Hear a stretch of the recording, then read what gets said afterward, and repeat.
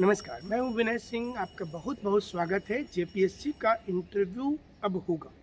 7th से लेकर के 10th जेपीएससी का इंटरव्यू को कैसे आप क्लिक करेंगे, इसके लिए कई वीडियो हमने पहले 6 जेपीएससी के समय में बनाया था। 7th के लिए बनाना शुरू कर रहे हैं वीडियो।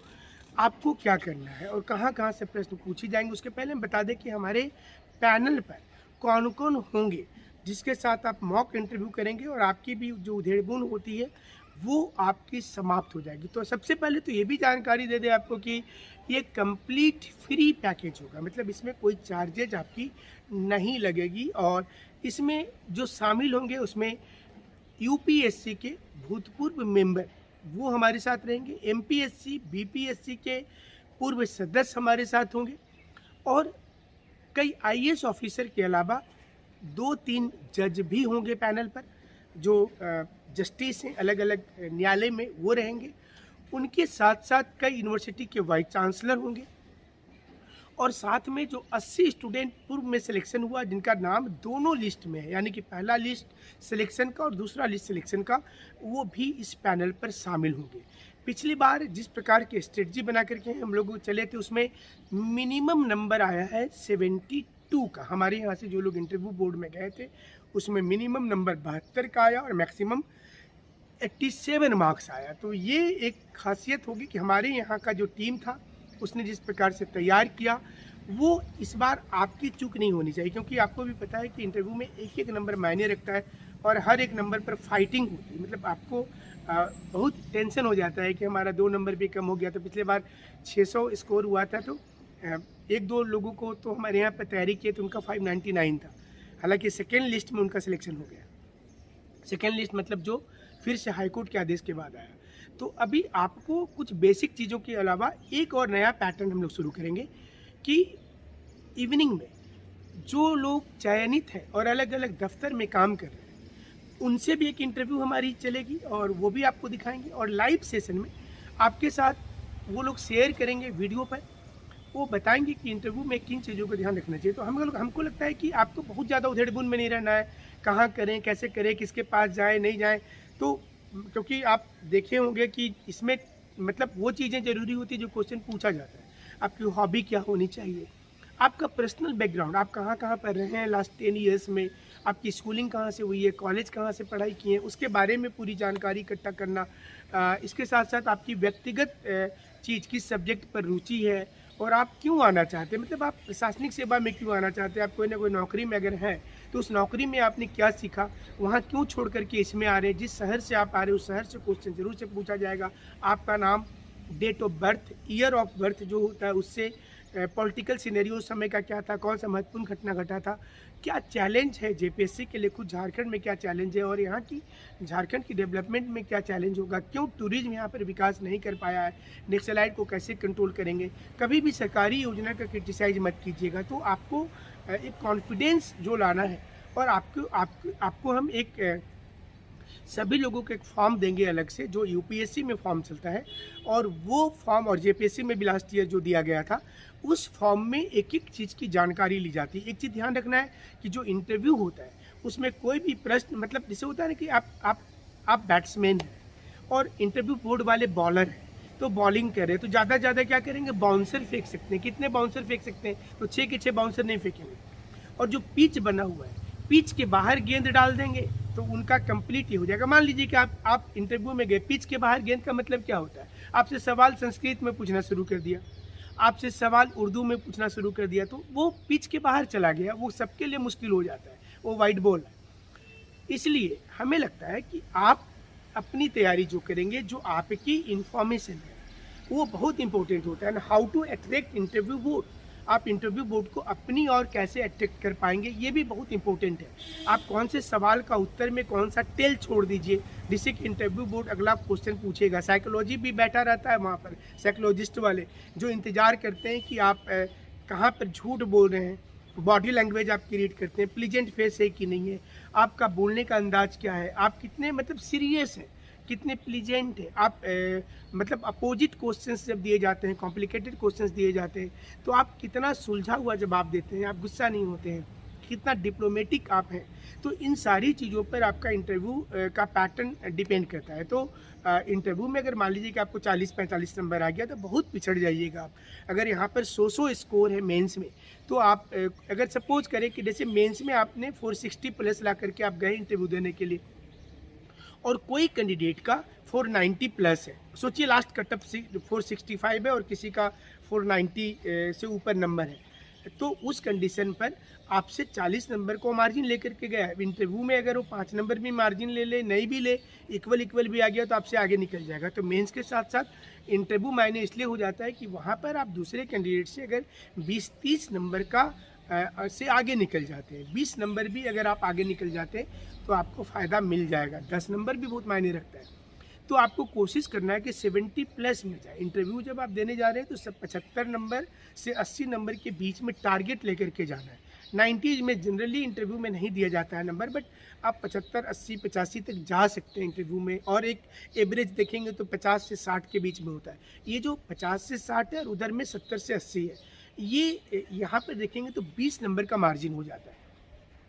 इसलिए आप अगर देखिए, अगर आप कभी पहले टाई नहीं पहने हैं, कोट नहीं पहने, तो नो नीड, आपको ये समझना है कि आप जिस कपड़े में कंफर्टेबल है, क्या पहनना चाहिए, तो इम्पोर्टेंट होता ही है। तो वैसे सारे सवाल जो आपके जहन में है, और हमें लगता है कि हमारे सेशन से आपको निश्चित रूप से लाभ होगा। हमने लास्ट टाइम भी किया था, और जैसा कि आप जानते हैं कि 7 जेपीएससी में इतना आंदोलन हुआ कि मेंस में तो हम कोई विशेष बैच, मतलब जो पहले से थे हमारे पास बच्चे, बहुत लोग तो इस पर बिजनेस ही कर रहे थे, हम उतना नहीं कर पाए।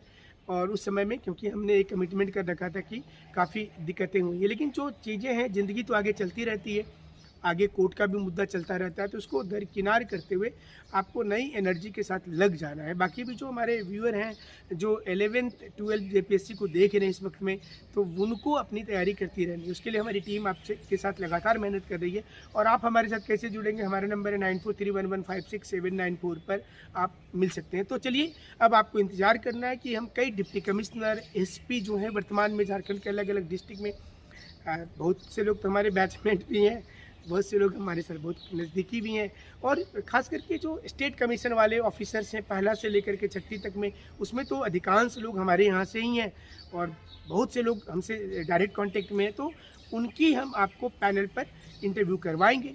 और पहले, उसके पहले कि आप हमारे साथ मॉक टेस्ट में आएँ, उसके पहले हम लोग आपको इंटरव्यू पर ये भी बताएंगे कि आप का जो सिलेक्शन प्रोसेस होगा, जो सिलेक्शन पैटर्न होगा, वो कैसे होगा, कैसे आपको जा कर के बोलना है, वहाँ पर एंट्री कैसे करना है, फिर मतलब वापस लौटते समय बॉडी कहाँ पर टर्न करना है, पहले विश किसे करना है, अलग अलग करना है, एक साथ करना है, महिला मेंबर को पहले करना है, जेंट्स मेंबर को पहले करना है, हॉबी में क्या बोलना ठीक होगा, आपका नेचुरल जो हॉबी है वही बताना होगा, या फिर आप उससे हट करके भी कोई हॉबी, झूठा हॉबी भी वहाँ बता सकते हैं, क्या सही होगा। आप इसके लिए क्या करेंगे, हमारे मतलब प्ले लिस्ट में इंटरव्यू प्रिपरेशन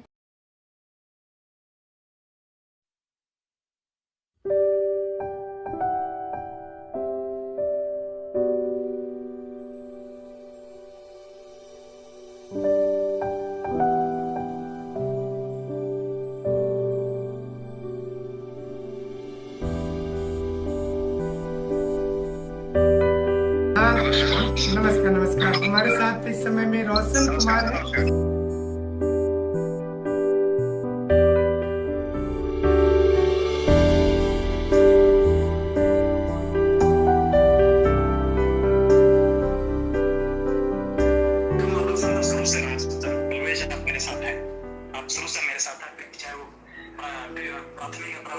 एग्जाम हो या फिर मुख्य हो या फिर इंटरव्यू हो सर, डायरेक्टली मैं जुड़ा हुआ सर आपसे सहयोग करना और अच्छा मार्गदर्शन कहीं दे रही है इसमें सर, कुछ थोड़ा आइडिया से अपने सर आप शेयर करो। झारखंड जैसे राज्य में और पिछले राज्य में जहाँ पर सुविधाओं की कमी है, वहाँ पर आप यूट्यूब के माध्यम से लोगों से जुड़े हैं और स्टूडेंट को गाइड कर रहे हैं, ये बड़ी बात है। सबसे पहले तो मैं अपनी सफलता का श्रेय माता पिता को और खास करके विनय सर को तहे दिल से शुक्रिया अदा करना चाहूंगा। उनके मार्गदर्शन में मैंने ये सफलता पाई। आपके वीडियोस को देखकर भी सर बहुत हेल्प मिलती है बच्चों को। हमारे साथ में नीतीश कुमार है, इस बार शिक्षा सेवा में दूसरा रैंक आया है झारखंड में। और सबसे बड़ी बात है कि नीतीश कुमार आईएएस की भी इंटरव्यू दिए हुए हैं, कई राज्यों के भी इंटरव्यू फेस किए हैं, वर्तमान में प्राचार्य के रूप में कार्यरत है। आपको सर मेरे तरफ से सर बहुत धन्यवाद सर। कई बार हमने इंटरव्यू कई राज्यों में दिया है, लेकिन कभी सफलता पूरी रूप से मुझे मिल नहीं पाई। लेकिन सर आपके साथ जुड़े तो सर आपने बताया कि इस बार आप निश्चित रहें, और मेहनत भी सर आपने कराया है सर। और आपके साथ जो सर बैठ के सर चीजों को हम लोगों ने डिस्कस किया सर, मैं जीवन भर अब नहीं भूल सकता हूँ। अगर अच्छे मेंटर मिल जाते हैं सर, जैसे आईएएस एकेडमी में आपका सर, वो बहुत ही अच्छे उसे हेल्प मिला सर।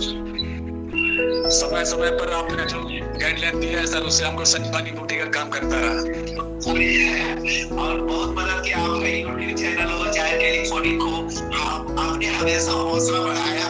और सर से जितना भी परेशान करना है सर होगा कि नहीं, मतलब चिंता मत करो, अगर इतना आ रहा है निश्चित तो सर दूर से।